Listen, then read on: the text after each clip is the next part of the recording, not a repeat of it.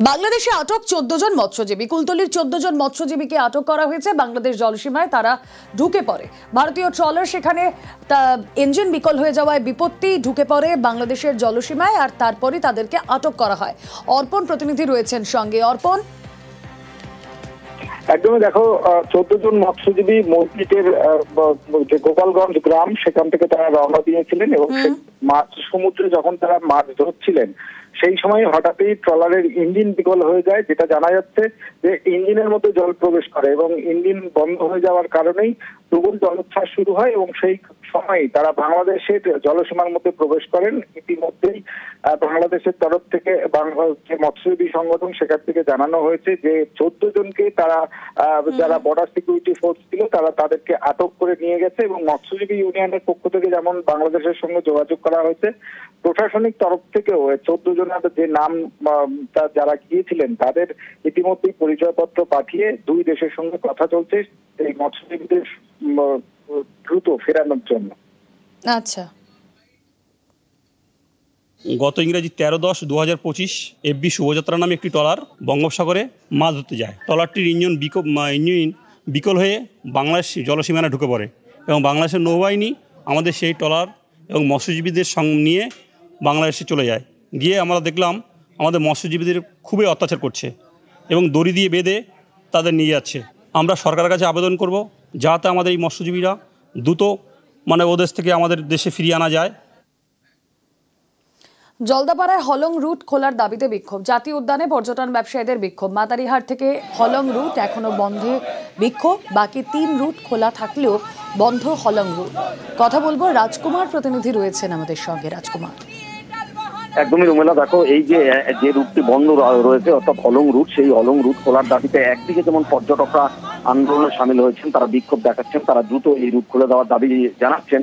অন্যদিকে কিন্তু বন দপ্তর, জলদাপাড়া জাতীয় উদ্যান দপ্তর কিন্তু ঘোষণা করেছে যে আগামীকাল অর্থাৎ সোমবার থেকে কিন্তু এই রোড খুলে দেওয়া হবে।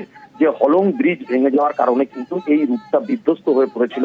ইতিমধ্যে একটি বিকল্প সেতু তৈরি করেছে বন দপ্তর এবং শুধু তাই নয়, এই রুটে আরো একটি ব্রিজ ক্ষতিগ্রস্ত হয়েছিল, সেটাও মেরামতের কাজ সম্পন্ন হয়েছে। তাই জলদাপাড়া জাতীয় উদ্যান কর্তৃপক্ষ জানাচ্ছে কাল থেকে এই রুট খুলে দেওয়া হচ্ছে।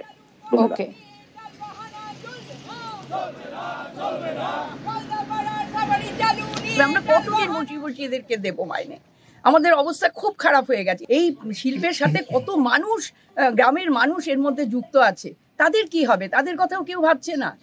এটা ভেবে যত তাড়াতাড়ি সম্ভব উচিত এই সাফারিটা চালু করা।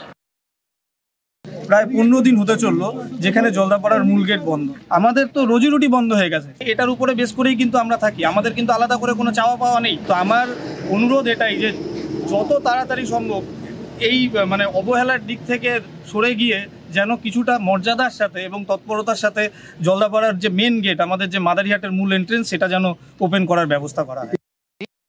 রাজস্থানে ব্যবসায়ীকে খুন করে ভিন রাজ্যে গা ঢাকা। ইন্দোর থেকে এক দুষ্কৃতীকে গ্রেফতার করল পুলিশ। এই খুনের মামলাতেই বৃহস্পতিবার রাতে 3 জনকে গ্রেফতার করে কলকাতা পুলিশ।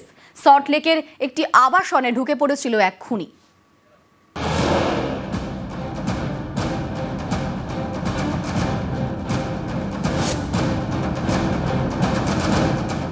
বৃহস্পতিবার রাতে ফিল্মি কায়দায় ধাওয়া করে খুনি ধরে কলকাতা পুলিশ।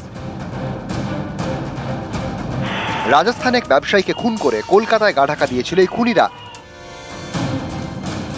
এই ঘটনায় আরও এক দুষ্কৃতী গ্রেপ্তার হলো মধ্যপ্রদেশের ইন্দোর থেকে। শনিবার ইন্দোর রেল স্টেশন থেকে গ্রেপ্তার শার্প শুটার জুবের আহমেদ।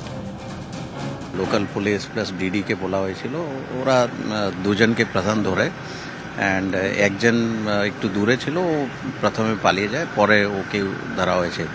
এটা খুব টাইমলি, আমার কাছে ইনফরমেশন 7:30-8 এইরকম টাইমে এসছে অ্যান্ড উইদিন 1 ঘন্টার মধ্যেই ধরা পড়ে গেছে। তো সাকসেসফুল অপারেশন হয়েছে। এই ঘটনায় 3 খুনিকে বৃহস্পতিবার রাতে গ্রেপ্তার করে কলকাতা পুলিশ। রাজস্থানে খুন করে একাধিক রাজ্য ঘুরে তারা গা ঢাকা দিয়েছিল কলকাতায়। খুনের পরই রাজস্থান ছাড়ে দুষ্কৃতীরা। প্রথমে যায় উত্তরপ্রদেশ, সেখান থেকে অন্ধ্রপ্রদেশ, তারপর কেরল থেকে আবার উত্তরপ্রদেশ থেকে তামিলনাড়ুর উটি থেকে কলকাতায়। 15 অক্টোবর কলকাতায় আসে খুনিরা। একাধিক রাজ্য ঘুরে আসার ফলে টাকা পয়সা ফুরিয়ে আসছিল তাদের কাছে। সস্তায় থাকার জায়গা খুঁজছিল রাজস্থানের এই দুষ্কৃতীরা। শিয়ালদা এলাকায় ঘোরাঘুরি করার পর বৃহস্পতিবার তারা পৌঁছয় ফুলবাগানে। ওই রাতে ফুলবাগানে হানা দেয় কলকাতা পুলিশ। দুজনকে ফুলবাগান থেকে গ্রেপ্তার করে। একজন সল্টলেক স্টেডিয়ামের কাছে একটি আবাসনে ঢুকে পড়ে। ফিল্মি কায়দায় এই দুষ্কৃতীকে ধাওয়া করে পুলিশ। পুলিশের তাড়া খেয়ে দুষ্কৃতী দরজা ভেঙে ছাদে উঠে যায়। সেখান থেকে লাফ দিয়ে অন্য ছাদে, ছাদ থেকে লাফিয়ে কাঠ মিশে, সেখান থেকে লাফিয়ে পালানোর চেষ্টা। যদিও তাতে শেষ রক্ষা হয়নি, খুনিকে ধরে ফেলে পুলিশ। নিউজ 18 বাংলা। এই পুকুরে পড়ে বিপত্তি, জলে ডুবে প্রাণ যায় স্ত্রীর। তার পরিবারের দাবি এটা দুর্ঘটনা নয়, খুন। মেমারি থানায় অভিযোগের ভিত্তিতে গ্রেফতার স্বামী।